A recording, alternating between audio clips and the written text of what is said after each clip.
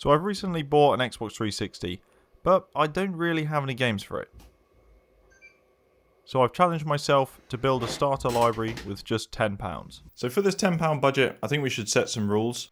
I want to try and get as wide a spread as possible, cover some different genres. So obviously rule number one, we're not going to go over £10. And then I think genre-wise, we want to get some kind of shooter, an FPS game. I think it would be good to get an RPG in there. So a story-based game with an RPG focus, something that takes a lot of hours to complete, you can really kind of sink into. I think I'd quite like to get an open world game. I've just finished off replaying Mirror's Edge Catalyst, and I'm looking for another game like that. Open world, but it's still a bit casual in that you don't have to put huge hours into it at a time. So I think an open world game, an open world adventure game would be good to add. And then I think some kind of racing game or arcade game. A fighting game would be quite different for me. Maybe even one of those collections like the Dreamcast collection. I think for £10 you end up covering a lot of bases there.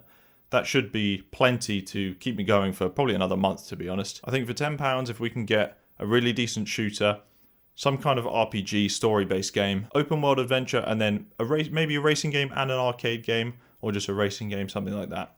Okay, so that's what we're going to be looking for. Let's see what we can find.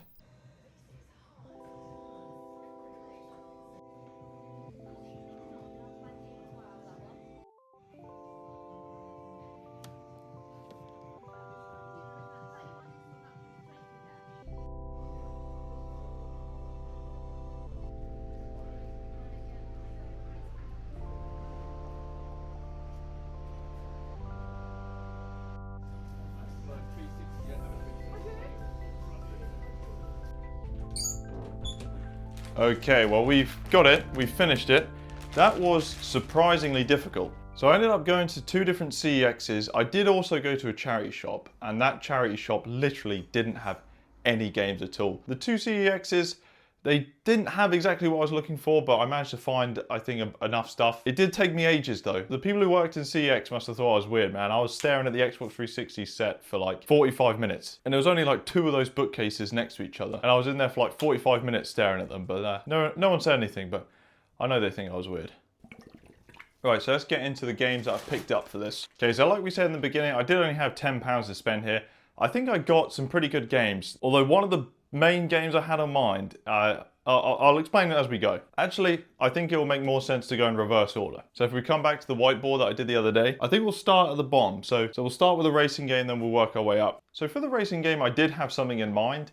Someone commented a while ago on one of my previous videos about getting Forza Motorsport 4, so that was the main one I was looking for. They did have it in there, but it was just a bit more than I was expecting. I was going to kind of throw off the whole budget. I was hoping to get maybe like an MX versus ATV Reflex is a game that I used to have on the 360, really good racing game. They did have some Need for Speeds, but I just wanted something, wanted something a bit different. So the game I ended up settling on is Colin McRae's Dirt 1. I've never really played any rally games. I'm kind of worried this might be a bit too like serious, like real like sim-like driving. I have actually already played all these games. I already tested them before recording this. And this is actually quite fun. It's more of an arcade racer than I was expecting. I was kind of worried it was going to be a really serious like sim racer, but it definitely has some more arcadey elements. It's quite easy to flip your car, which is very funny. It lets you flip your car, and if you recover, then you can just keep driving. This was only £2.50. It was one of the cheapest racing games they had there. Dirt 2 for some reason was like £6, even though I'm pretty sure Dirt 2 sold a lot of copies, so I'm not sure why that cost more. But yeah, it was one of the cheapest ones to go for. There was a Need for Speed that I think was the same price, but I just felt like I wanted to go for something a bit different, so I went for Dirt. But yeah, for £2.50 for a racing game, seems pretty solid so far, so I think that's a good one to add. So the next one on our list was an open world adventure. Now, I didn't put this as a rule, but one of the things I was kind of aiming for was games that I've not played before, or at least games that I didn't have when I was younger. I did end up picking up a game I've already played, and it's actually one of my favorite games. I picked up Assassin's Creed 2. I said I wanted an open world game. It is open world. You kind of unlock more of the world as you progress, but it's exactly the kind of thing I was looking for, where it's still mission based and you can just play and just do one mission at a time, and it doesn't take like hours and hours to achieve anything, but you can also just run around the city and do whatever you want. Assassin's Creed 2 for me personally It's my favorite of Assassin's Creed games. I think Ezio as a character is like one of my favorite characters in all gaming. So that's the open world game added to the collection. So the next type of game we were looking for was an RPG, something really story based with RPG elements. There's quite a few options on the 360. I was really tempted to go for something like Oblivion or Skyrim, but as I said, I wanted to ideally pick up games I'd never played before.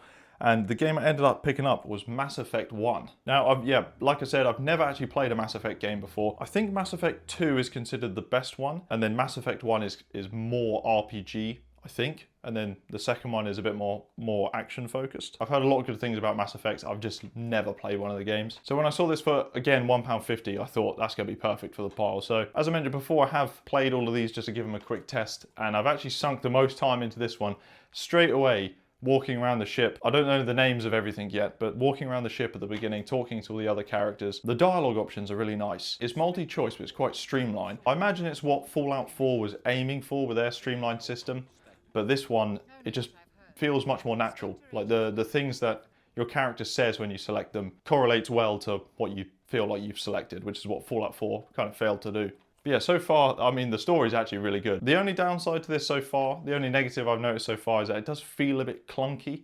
The combat and the movement feels a bit clunky because story-wise, dialogue-wise, the voice acting, the world setting, all that is really, really strong so far. It's just the gameplay clunkiness letting it down a little bit, but £1.50, another really good addition to the set. Okay, so the first game on the list, or the last game, because we're doing it backwards, was a shooter. Now, I had in my head that I was going to pick up Halo 3, and I did see a copy of Halo 3. I can't remember if I got a clip of it. They only had a single copy of Halo 3 in both the CEXs I went into, which I thought was crazy. It's a game that sold millions of copies, and yet somehow they only have one in CEX. I guess the game's so good, no one ever traded it in, but the copy they had was so messed up, I just felt like it wasn't worth picking up. It's such a common game, it just felt wrong to buy such a messed up copy for the same price that you can get one that's almost perfect condition. So I did pass up on Halo 3, and I did kind of cheat here because it's a game I already own, but had I not, it would have been Halo Reach. So Halo 3 and Halo Reach, I'm pretty sure they're the same price. I'll double check that.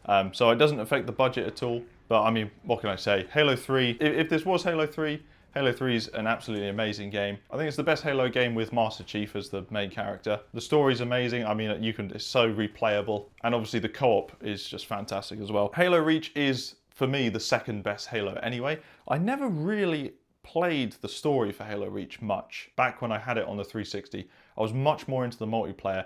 I think I played the story to complete some of the challenges for multiplayer credits, just to unlock more armor pieces and things like that. But yeah, for a shooter, for an Xbox 360 shooter, I mean, it has to be a Halo game, right? So a bit annoying that I couldn't get a Halo 3 in decent condition, but had I not already owned Halo Reach, this is what I would have picked up in replacement of Halo 3. So £2, another game added to the collection. Now, if you've been doing the math, you may notice that we're only at £7.50. I did say racing/arcade game. I was really hoping that we would be able to pick up a racing game and then some kind of arcade game, like, I don't know, I was thinking a fighting game, or maybe like a collection like the Dreamcast collection. I did see a Dreamcast collection and it was £8 or £10, so obviously I wasn't able to pick that up. As I said, in that second CEX, the last one that I was going to, I was stood in there for like 45 minutes looking around and I couldn't think of anything else to pick up. I was looking at Tropico 3, The Sims 3. I just couldn't think of another game to pick. But I did buy another game. It is, again, unfortunately, a game I've already played, but it's not something I've played in a while, so I'll be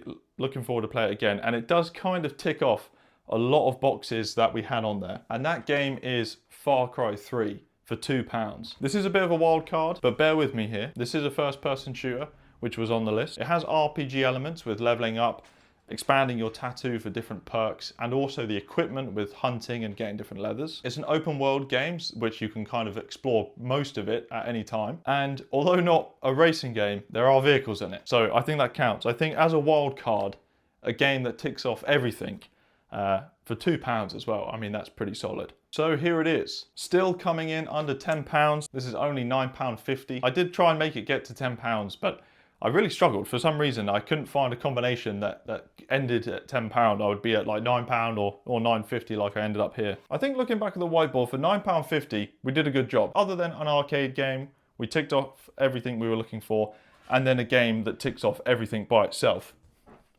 I mean, the fact that you can buy a pretty healthy library of games for a console for only £10 is awesome. I mean, this is a big reason why I bought the Xbox 360. Every time I look at my GameCube collection, I think, oh, I could really do with getting some GameCube games. And then I look at the cost of them, I'm just, no thank you, no way. So overall, I'm very happy with this collection. I quite enjoy playing quite a few games at the same time. I know that's not everyone's play style, but I don't mind having six plus games going at the same time. So I'm sure in a month or two's time, I'm going to be pretty much finished with all of these. Happy to add these all to the collection. I'm Steagle480, and thanks for watching another video. There we go, on the shelf. The 360 library is looking better.